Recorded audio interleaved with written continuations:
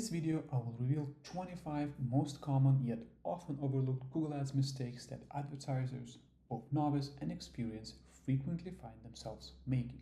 Let's dig in. Overspending. The budget in Google Ads is based on a daily spend and set at the campaign level. Each campaign has its own budget.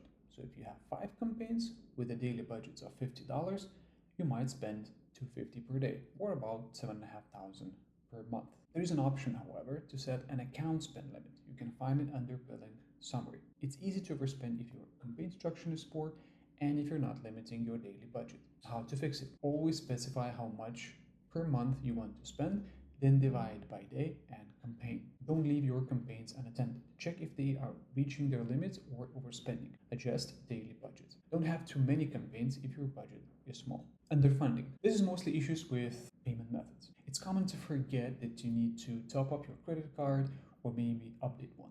Although it's an easy one to fix, your campaign stopping is not a good thing. If they're not running for a longer period, you're losing on performance metrics. For example, your CTR goes down, your quality score goes down, and when you start running your campaigns, you might see an increase in CPC. How to fix it? Always have a backup payment method in your account. If you are spending a lot, let's say more than $5,000 a month, you might think about setting up a monthly invoicing. Bidding strategy blunders. Well, this is an important one. Choosing an incorrect bidding strategy can cost you a lot and you might not get any conversions at all. With all these automated bidding strategies hype, people are starting their campaigns and forgetting that automated bidding strategies needs data, meaning conversions. If you don't have at least 100, maybe even 200 conversions per month per campaign, you are risking at overspending by a lot. And don't listen to Google saying you only need 30. Not always. And this is a minimum amount. As we know that you never buy the cheapest car in the classifieds or the cheapest home on the block. There might be a reason why they are cheap. Similarly here, a minimum amount might not work for some businesses. How to fix this? Start with manual CPC. If campaign has enough conversions, test automated bidding strategy through built-in experiments. At least your decision will be based on data. Broad targeting. This is valid for keywords in search campaigns and for display campaigns as well. Starting too broad will cause your budget to be spent quickly without any impact. With broad keywords and automated bidding strategies, it might work, but if you're just starting out, it is best to start with exact match keywords, especially if you have a low budget. With display campaigns, including YouTube, it is also recommended to start with a specific targeting. You always have to think about what audience you want to reach. And since the display campaign and Google has a huge reach, you can spend your budget pretty quickly without achieving any results. Narrow down your audience to make sure you're targeting the people that might be interested in your product or service. Just remember one thing. The more targeting options you add in display campaigns, the higher the cost will be due to the fact that Google sees additional targeting options as an extra cost for using their data. Don't narrow your audience too much, meaning don't add too many targeting options because it might just increase the cost. You want to aim for that middle ground. How to fix it? Don't use gender, age, income targeting. Stick to 1 or 2 interests like bargain hunters or luxury shoppers or whatever makes sense for your business. Ignoring negative keywords. If you're starting out with search campaign and using exact match keywords, for most part you should be fine because you're already narrowing down the targeting. But with other match types and even with exact match keywords, you can have many variations and can have traffic from searches that don't have anything to do with the product or service. In this case, you have to utilize negative keywords. Ideally, you would think about negative keywords before setting up your campaign. Just list the keywords that you already know have nothing to do with your business. For example, if you're selling new iPhones and you don't have any used iPhones, you should add the word used as a negative keyword. Once you start running your campaign, you will receive traffic from keywords you added. Always make sure to check the search terms report and add any keywords as negatives that you don't find useful to your business. Depending on your spend, you might check the search terms report daily, weekly, or monthly. During the first days of your campaign, I would recommend visiting this report daily just to catch negative keywords at the start and save some additional dollars. How to fix it? Think about negative keywords before launch. Check search term reports daily. Geo-targeting oversights. Google allows you to target countries, cities, even zip codes, and radius targeting. You have to use geo-targeting options because you don't want to target too broad. How you target depends on your campaign goals and even your budget. For example, if you target the whole United States with a small budget, I would recommend targeting just one state or even one city because the results will probably be better. If your business is local, then you need to target only the area you actually work in, maybe even narrowing down to a specific zip codes. This way you will make the most out of your budget. How to fix it? Think carefully if you need to target the whole country or the whole area you're thinking about. For bigger impact, select smaller areas and move on from there. Expand little by little. Poor ad copy. Another big mistake is made when writing ads. Search ads is the only part that is seen by the user from your account. Not only that, you have to make sure that the ad users see actually answers their search query. And this is where people tend to get too creative, meaning they write an ad that is not as relatable to what people actually wanted to see.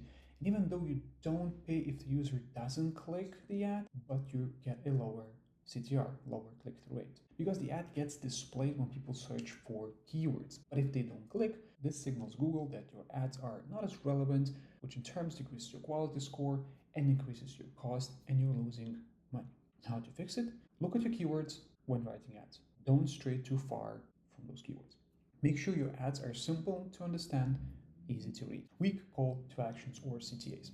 Your ad's main job is to get a click, and to make that happen, you need to include a call to action in your ads. Sometimes the call to action has to be very clear and direct. For example, for keywords such as buy a new iPhone, your CTA can be very direct, like get your new iPhone right here. If the ad is broader, your call to action might be softer, like learn more or find out more. But ideally, your ad has to contain some sort of call to action that nudges the user to click the ad. How to fix it? Always invite a user to click the ad, but you can't use the words click here in the ad. Lack of relevance. I will say that getting a click on the ad is just the beginning. Once the ad is clicked, the user lands on your page, and ideally it should be a landing page dedicated to a specific campaign, or at least dedicated to Google Ads in general. In any case, the landing page has to relate to the keywords and to the ads as well. You have to meet users' expectation after he clicks on your ad and lands on your page. If the users land on a page and then they don't see what they were looking for, they will just leave and you just wasted another click. How to fix it? Don't use your home page as your landing page. There are some exceptions, but don't do it. Use specific category or product pages to make users' life easier. Ideally, create a dedicated landing page for your Google Ads campaigns. Landing page errors. When you have one landing page that you advertise on Google Ads, this might not be an issue for you. When we have a lot of pages in different campaigns, different ad groups, and different ads, it's easy to overlook pages that don't work. Always make sure that any page that you advertise within an account is actually working. There are no errors on the page, it loads perfectly, and there are no notifications or anything else that might scare the user away. Because again, if someone comes to your landing page and landing page is not working, you just wasted another dollar. How to fix it? Visit the page that you advertise yourself, ideally on different browsers and even devices. Mobile unfriendliness. It's no surprise that a lot of traffic is coming from mobile websites. Most websites see 60, 70, or 80% of traffic coming from mobile devices. Obviously, you have to make sure that your website is mobile friendly, which you should have done 4, 5, or maybe even 10 years ago. But I still see a lot of landing pages that are used to direct people from campaigns are not as mobile friendly as they should be. The images are too big, the text is too small, the CTA is somewhere at the bottom of the page and you have to scroll down. Because don't forget, there's a lot more scrolling on the mobile page than on a desktop device. Make sure your call to action is somewhere above so that the user doesn't have to scroll all the way down to the bottom to find it. How to fix it?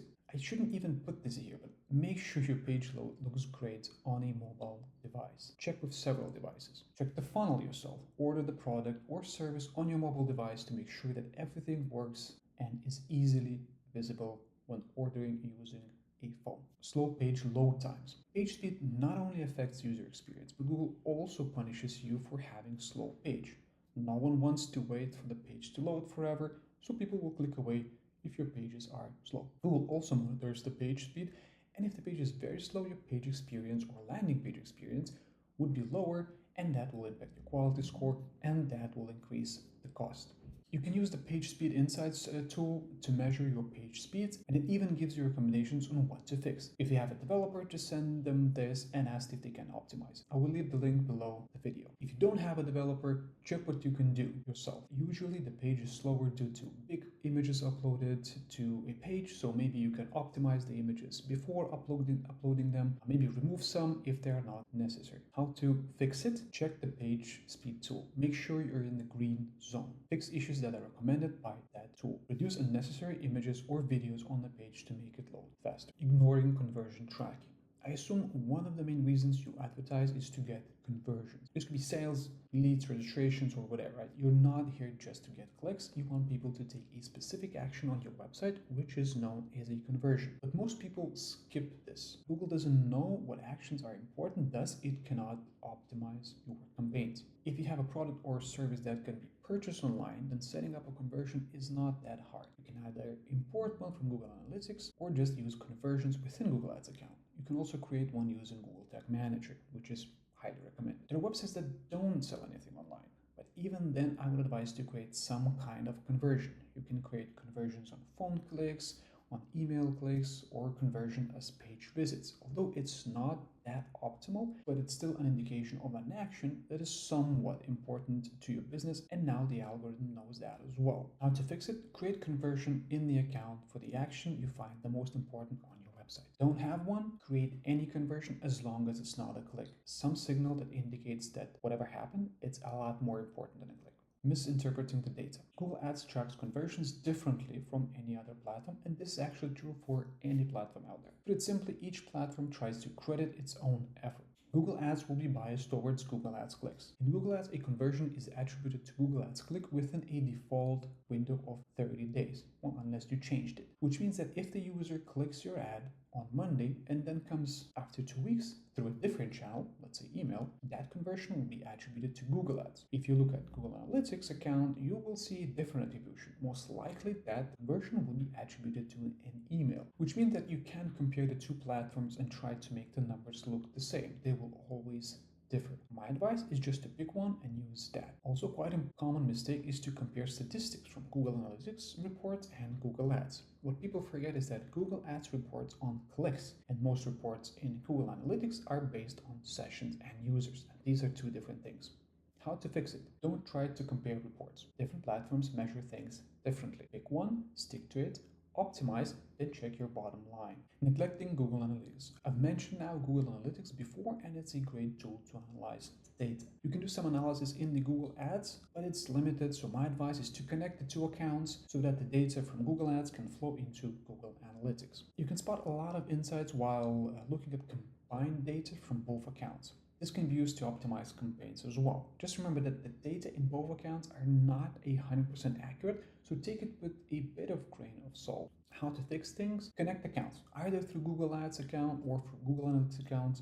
Both ways are super easy. Create reports in Google Analytics and try to slice the data in different ways. See if you spot any patterns or insights, and use that to optimize your Google Ads campaigns. Infrequent monitoring. One of the common mistakes people make, especially at the beginning, is thinking that once you set up a campaign, you can leave it for a while. Well, this is not true. You have to revisit your campaign a lot more often. Especially at the beginning when you're just starting out, I would advise you to visit daily. Log into your account, check the performance, check the statistics, understand just what is happening in general. If your budget is small, you don't have to come in daily because most likely you will not see big changes or big difference. But with bigger budgets, you have to know what's going on. So leaving campaign untouched for a long period of time might bring you suboptimal results. This is especially true for display campaigns or YouTube campaigns where you have to monitor the placements and remove the ones that are not performing, which is drain your budget. How to fix it? With new accounts, visit daily. Agencies managing your account ask for performance updates and not just clicks and impressions.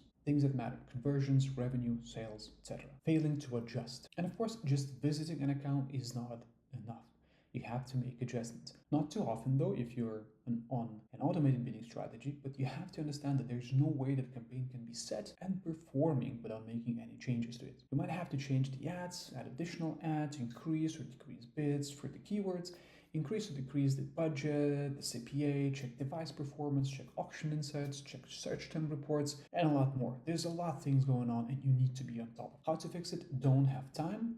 hire someone. But don't leave them, make sure they report back. If you want to learn, set aside some time to go through the keywords, bids, budget, ads, search some devices, locations, and so on. Ignoring ad assets. Even though Google promotes assets quite heavily, there are still people missing them. We have your site links, the promo assets, phone numbers, structured snippets, price assets, and so on and so forth. These assets can appear with your ad, and with them, your ads appear more clickable, which can help you get additional conversions. How to fix it? Go to Campaign, Assets, add as many as are applicable to your business. Remember, not all assets are available in all countries. Violating Google Ads policies. You can't promote everything on Google Ads. Like any other platform, it has its own rules, so my recommendation is always check them before you start advertising, especially for sensitive subjects like politics, finance services, medicine, and similar. Some things are not allowed. There are products or services that can be advertised with some exceptions or with additional documents provided to Google, certificates, and whatnot. You can get banned for violating some of the policies.